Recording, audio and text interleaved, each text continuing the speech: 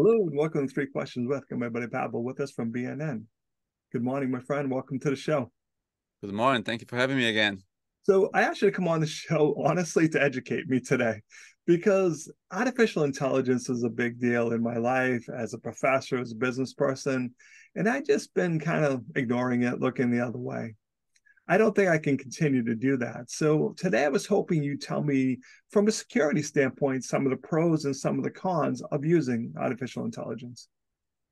Yeah, so artificial intelligence, as we know it, as everybody have pretty much got to know it as of last March, is the large language models. So essentially what it is the machine learning at its best, trying to take the text or information or picture or voice and dissect it and be able to get the information out of it in a kind of a way that we as humans have done historically. So we will read a book and we can talk about specific things out of that, taking the context out of it. So AI, as we know it, as the Chat GPT or Google Bard does it, it kind of does this for us, and it can do it a lot faster than us because it takes us a minute to read a page. It will take seconds for AI to analyze hundreds of documents and then give us the answer. So it's kind of intriguing, and people jumped on it to get quick information. And it's a great tool. There's definitely a lot of use cases. There's a lot of cons, and there's a lot of pros, and there's some cons. One of the pros is that it's very efficient, right? So we can just give it a prompt, and it will give us an information on pretty much anything that we want to know. Recipes, historical facts. Historical facts are actually pretty good because that's very largely documented, and AI will be a lot of times correct on that. But if you ask more less structured question or prompt about a solution to a specific problem, it could be less factual. So there's a problem with AI right now. There's a lot of hallucinations, as we call it. Basically, it gives a wrong answer, but it's very, very confident about it. So you will get those answers, and if you don't fact check it, you can find yourself in trouble. And there's one recently documented case of a lawyer who went to ChatGPT to get some reference cases to something that he was working on in court, and he cited cases that never been trialed. So and he brought it to the judge, and judge fact checked it, and that attorney was in big trouble because he took that information, didn't check it, and presented as factual. So there's a lot of that going on. So it's a great resource, but it's not obsolete. It's kind of like Wikipedia. It's great resource, but you should double check the facts. So that being said, it can help in day-to-day operations and tasks, because it's a great resource. Just can't take it as a fact 100%. But I find people do that though. Like you said, they're, hey, I'm looking for a marketing idea. How can I make my business stand out? And whatever comes up, is what they're using. So and everyone else might be using the exact same thing, because we all, depending on, it's based on the query you put in, though, right? That has a big impact on it.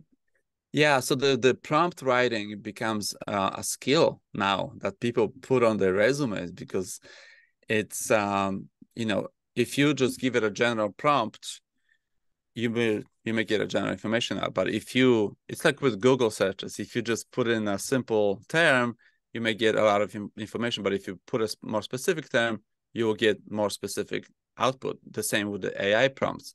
So that's a skill. People get better at it. And what people need to understand, that one of the cons of using tools like ChatGPT is that whatever you put in it becomes part of that large language model. So if you were an accountant, for example, or a professional and you put your customer information in it, that information now becomes part of the model and it's publicly available for everybody else.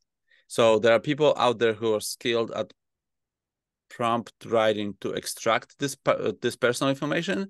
And if you were a professional that, works in a regular environment and you did that and you put in your customer information into this chat, then it's basically a breach of information. So you will have to disclose that and treat it as an incident, as if you sent that in an email to somebody who's not supposed to get it. So that's a big thing that I always bring up to make sure that you don't put anything personal in there or customer information or business information into those tools. But I can see how easy it would be to do that, even if it's just, hey, can you send an email to Pawel and I put your email address out there? I want to tell them about this and I just don't want to take the time to write it. Or, some of us don't have great writing skills. So I'm like, all right, I'd rather trust that than me typing something, caveat, 3 grammar errors in there, the wrong there or whatever. So I can see why it would be easier to use. But like you said, if you're sharing customer info and it's now out there and someone's, searching and now they get all your customer information, that might be a bad day. Yeah, and that happens more often than not, especially on the beginning. So this became very popular last March. So now we're coming almost to a full year of it being in use. So there's a lot of content about it, a lot of training. So people get better at it now, but we are on the very beginning of this journey. It's going to get more popular. That being said, there are tools that are like ChatGPT that could be used by companies in a safe way. So you would have your own kind of environment, and this information that you put in would stay within your instance. You would not become part of the bigger model, in which case you could put in your business information in there without it being part of the larger model. But that is not free.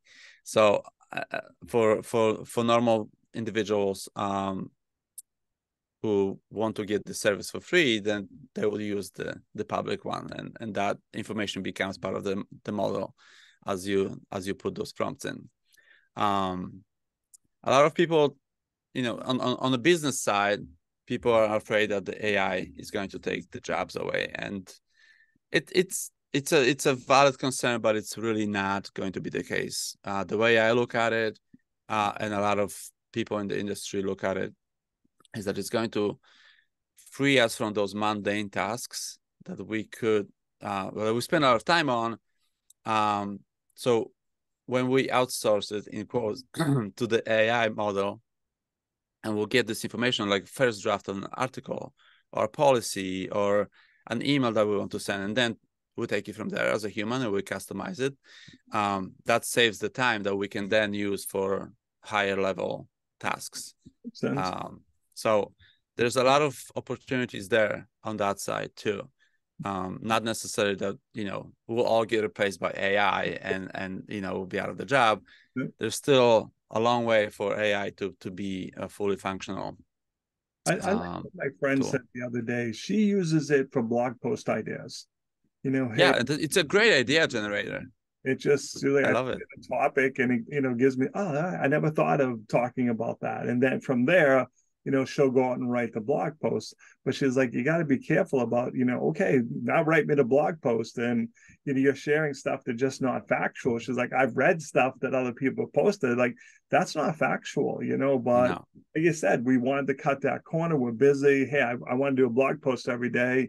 Why not let ChatGPT do it for me? Hey, today I want to talk about the student success tip on this, and just let it do it, because it's just awkward when you find out it wasn't accurate. Yeah, I love this for idea generator and the first drafts to emails, articles, policies, anything that if you can take this tool and give it a first draft and then take it from there, you should never just take it and post. That's just a bad idea. But a lot of people use it for the same reason. Yep. and it's better than going to Google because you will get an actual information, and in some of those AI tools will give you references to real websites with real articles behind it, or links to regulations or whatnot, where you can actually go and read the full text and fact check it. So it's a great tool, but we should take it as a tool and fact check it before we share it with the world as our own thoughts. That's a perfect way to end the segment. So if people have any questions about the use of artificial intelligence, what's the best way to reach out to you to find out things they should consider before they put all the information in the public domain?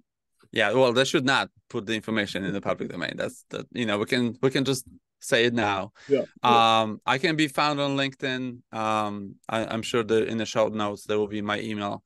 People can contact me there, but there's also a lot of information out there about AI and security and pros and cons and use cases out there on the internet. So there's going to be more of that because it's a very popular topic, and new content is created daily, just like our conversation right now.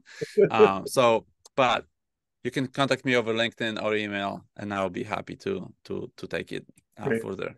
Awesome. I appreciate you taking a few minutes to call into the show, my friend. And as always, thanks for being my friend. Thank you.